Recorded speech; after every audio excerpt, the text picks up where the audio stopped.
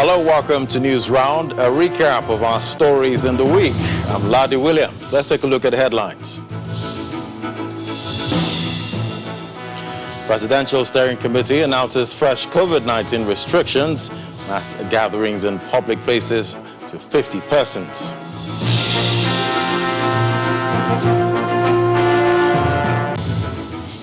And southern governors seek solutions to the country's insecurity challenges and decide to ban open grazing of cattle in the region.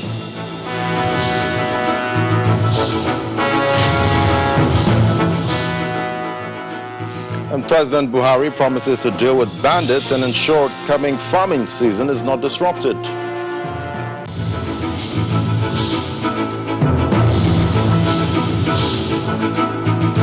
Plus, Israel intensifies attacks on Gaza as conflict escalates.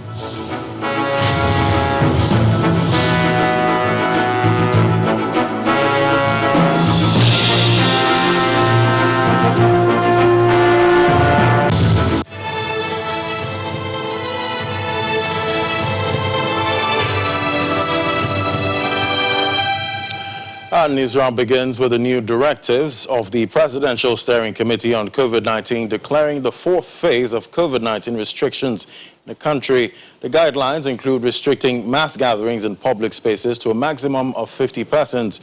Others are stopping persons without face masks from entering into government institutions, while bars, nightclubs are to remain closed. Apparently worried by the resurgence of the COVID-19 pandemic in 3 countries of India, Brazil and Turkey, the Presidential Steering Committee on COVID-19 takes a further precautionary step in its domestic response by reintroducing restrictions of mass gatherings and curfew. Effective from 0001 hours of Tuesday, 11th May 2021. This phase 4 of the first restriction of movement shall come into effect. We shall maintain restrictions on mass gatherings outside work settings with a maximum number of 50 people in any enclosed space. Approved gatherings must be held with physical distancing measures and other non-pharmaceutical interventions in place.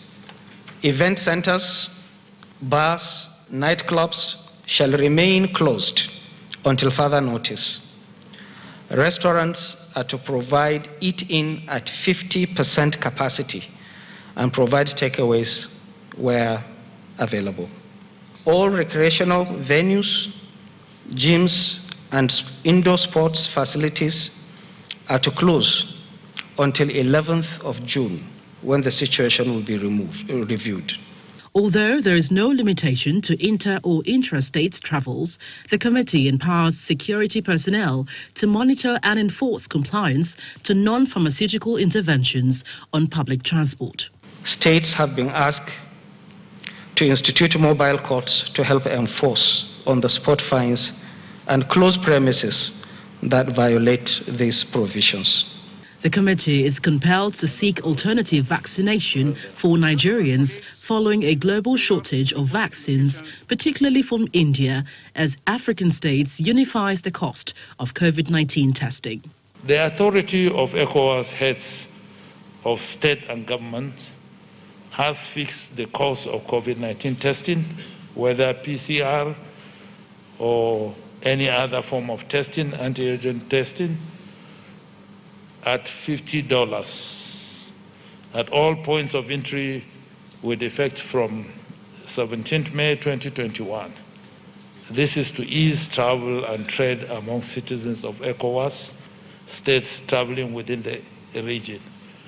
This amount is only restricted to tests for ECOWAS citizens or people carrying ECOWAS traveling documents, and it is also only restricted to travels within the ECOWAS sub-region. As the PSC reintroduces restriction guidelines and activates curfew across the country, it resonates the need for state governments to earnestly intensify the vaccination campaign. Gloria Umezuke, Channels Television News. And indeed, the possibility of a third wave of COVID-19 is knocking.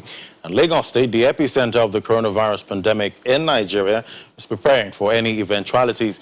The state government has unveiled a 5-pillar strategy to mitigate the third wave of the pandemic.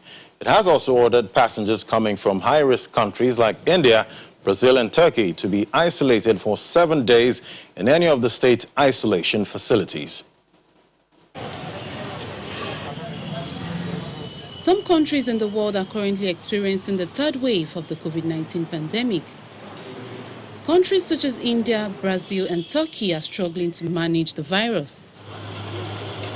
In a bid to prevent the third wave of the pandemic in Lagos, the state government through its Ministry of Health is taking what it considers as drastic steps to mitigate the virus. We are carrying out this strategy alongst 5 pillars. The first pillar is to make sure that we keep our testing high. So we are equipping the Lagos State Biobank with the capacity to do 2 types of PCR tests. The first type is just to pick up a positivity, and the second type is to try and help us characterize that virus and put it into either one of the strains that we know are circulating around the world. In addition, we're using eco-telemedicine and what we call the eco-telemed platform to manage people at home. Of course, the third pillar there is the standard hygiene principles and social distancing that we are all familiar with. The fourth pillar there is our oxygen strategy. We are ensuring that we have the capacity to make more and more oxygen in Lagos State. We have just installed 2 oxygen plants, and we're looking at a third and a fourth, just to make sure that should we go into a third wave, we will not be experiencing the scenes that we see on television in India, Brazil, and other countries. And finally, the vaccine strategy is important for us. And as Professor Akin Abayomi says Lagos has received additional 57,000 AstraZeneca vaccine from the federal government for the vaccination of more residents to keep them safe from the virus. An additional consignment of 57,000 doses extra of AstraZeneca. So the ring vaccination strategy, when we get somebody that has turned positive, who has recently returned from abroad, and you have tested positive, then we will be deploying some of the vaccines to vaccinate members of their family, their immediate household, to stop the transmission of the virus from the traveler to family members or people that live in the same home or in the same immediate jurisdiction. So far, 470,000 residents have been tested, with over 4,000 patients admitted, 3,906 discharged, and a death record of 354 COVID-19 patients in the states. Titilayo Haberewu, Channels Television News.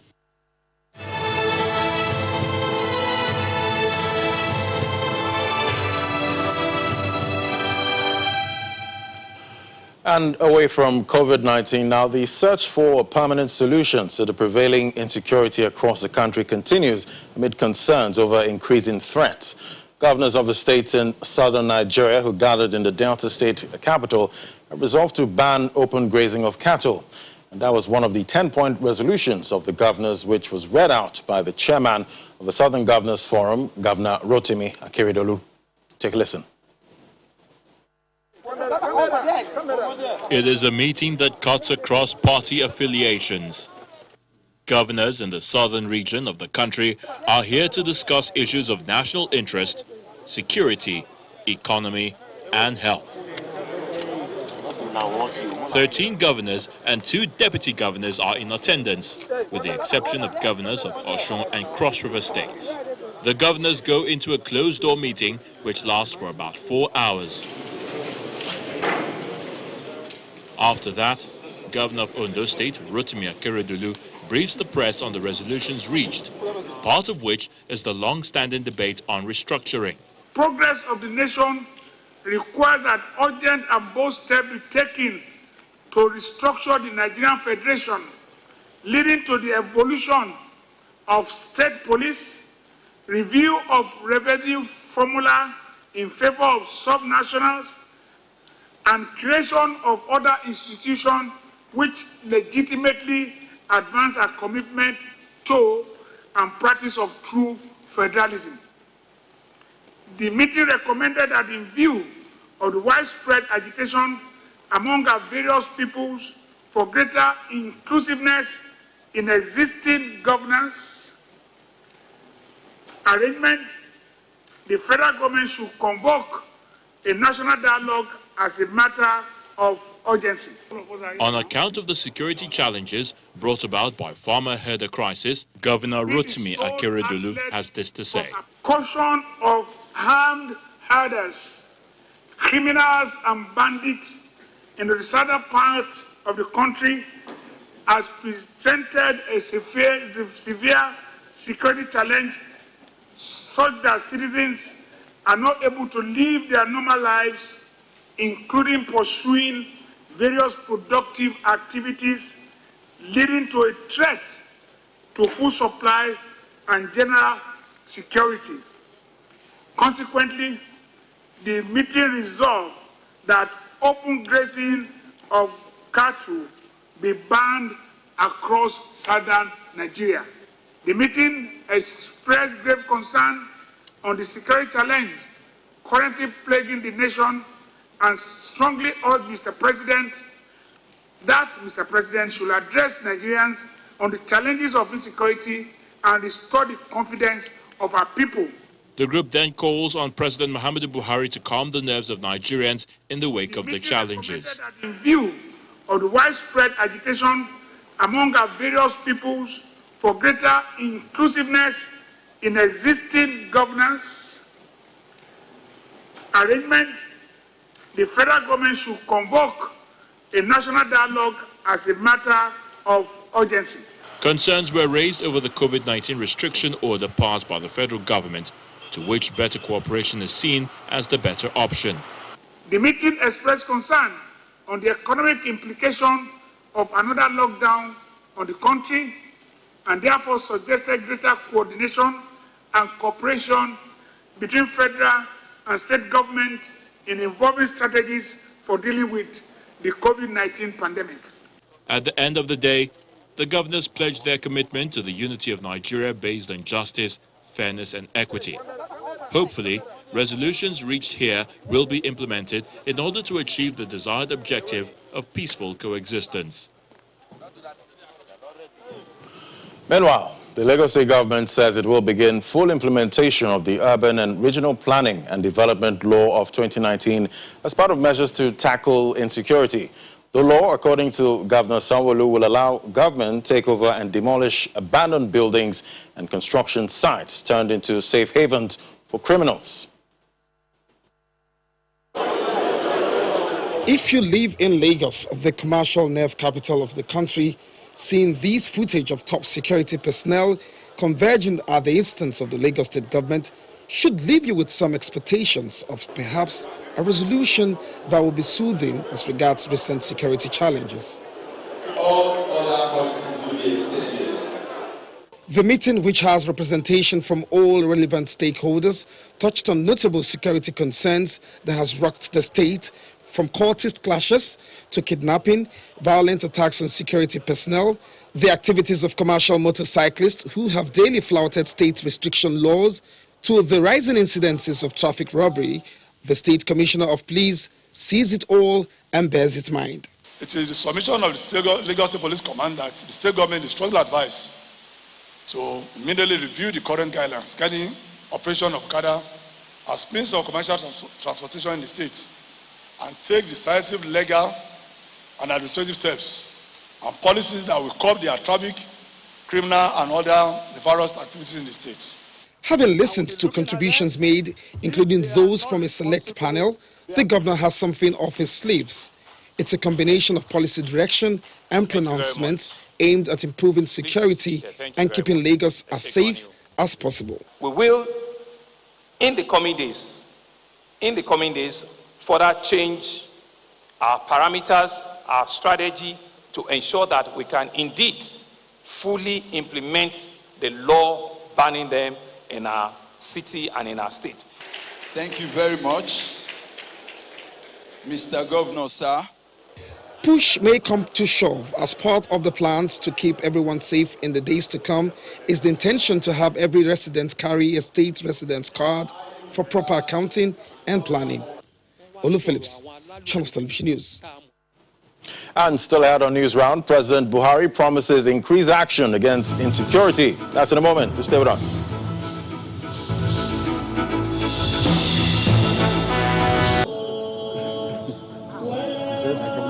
President of the Senate, Ahmed Lawan, and other members of the National Assembly, including the Speaker of the House of Representatives, Femi Gbajabiamila, the National Security Advisor, alongside other service chiefs, some members of Cabinet, the First Lady, Mrs. Aisha Buhari, and children were among several other Muslim faithful who gathered at the forecourt of the presidential villa to observe the Eid Mubarak prayers.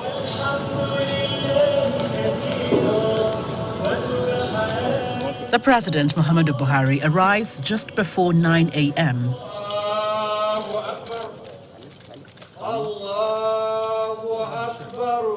The call to prayers by the Chief Imam of the State House Mosque echoed through the forecourt.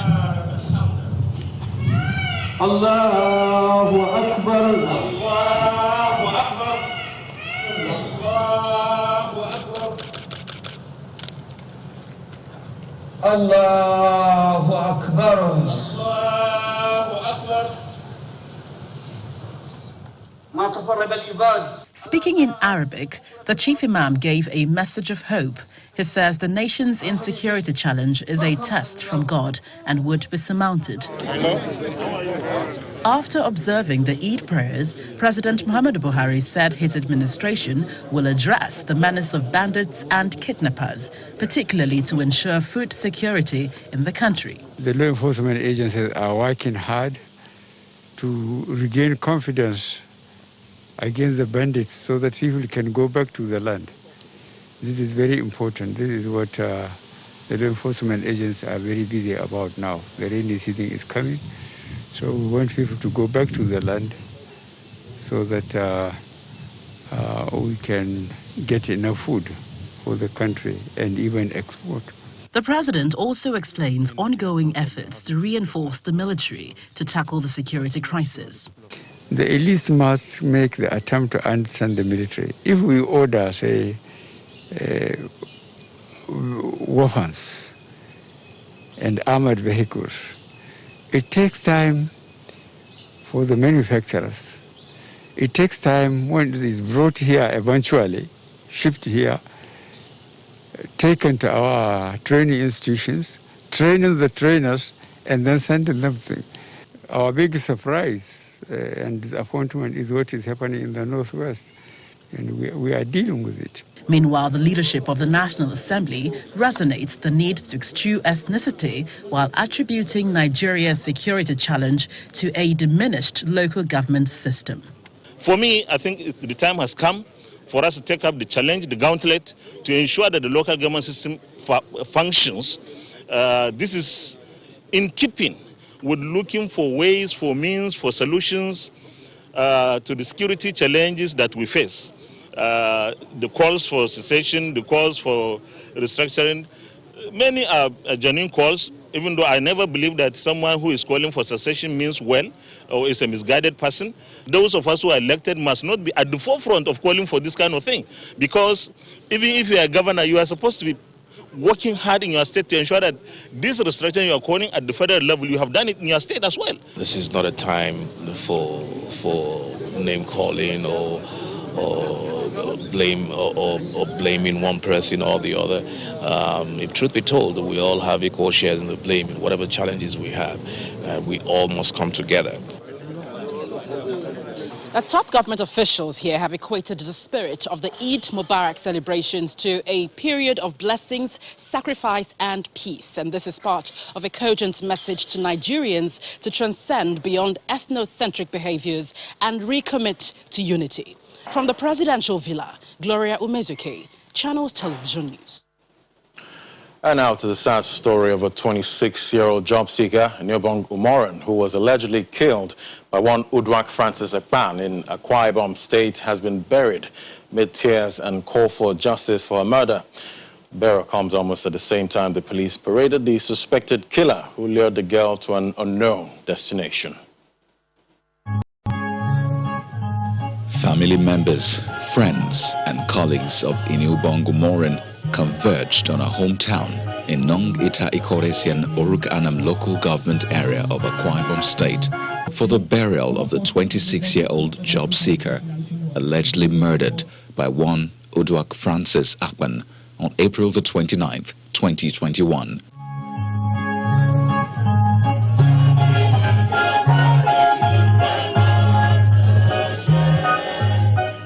After a funeral service cut short by rain, her body is taken in a hearse to its final resting place, and it is at that point that reality dawned on sympathizers.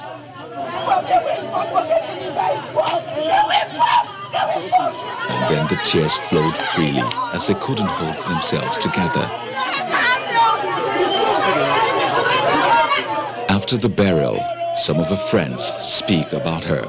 I was expecting to come for a marriage.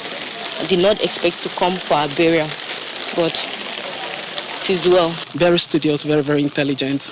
This can be seen in a recently published result. For a student in philosophy to have 4.1 or a CGPA of 4.12, you know what it means. It goes a long way to tell you that she was not somebody who would take her studies for granted. She was very studious, and she was somebody who had so many friends.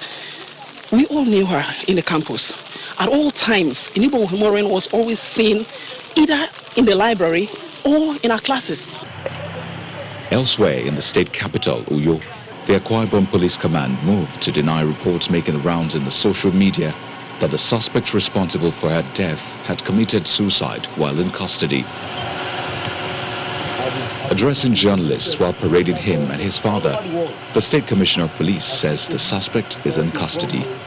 The man who is said to be dead is sitting down here, and maybe you will be able to interact with him too.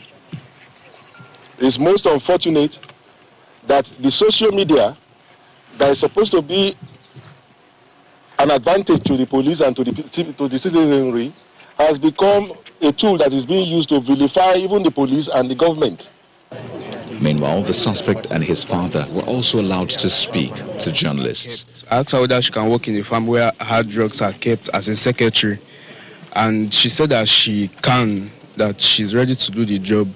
So when she came, I revealed to her that this farm doesn't exist. There's no farm like that. It was just a hoax. I'm not happy about it, but I believe that the Commissioner of Police is working with his men, and he has assured Nigerians, he has assured Akwa Ibomites and the entire world that justice will take its course. With Iniubong now buried, the next step is for the police to do the needful by charging the suspects to court for the case to be settled once and for all. Yeah, really sad story there. But finally, on News Round, Israel has intensified its assault on Gaza. And this comes as Palestinian militants continue to fire rockets into Israel on the 5th day of hostilities. Israel's military says air and ground forces are involved in the attacks but have not entered Gaza. Some 119 people have been killed in Gaza and 8 have died in Israel since fighting began on Monday. The Israeli military has begun air and ground attacks against Gaza following an unprecedented assault unleashed by Israel's military on the Gaza Strip on Thursday night. A statement from the Israeli military says that before midnight, its forces struck Gaza with airstrikes and artillery as rockets from the Palestinian enclave continued to be fired towards Israel.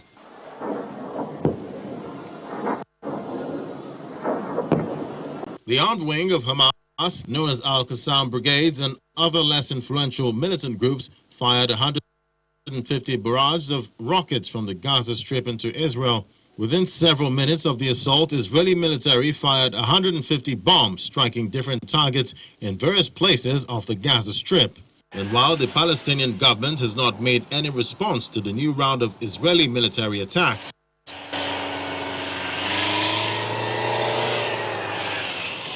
This comes amid international efforts to broker a truce between Israel and Hamas in the most severe flare-up of conflicts between the two sides since 2014. Palestinians have a right to live in security and to live in peace, just as Israelis do. And so we are working hard to encourage all sides to stand down, to de-escalate, to return to calm.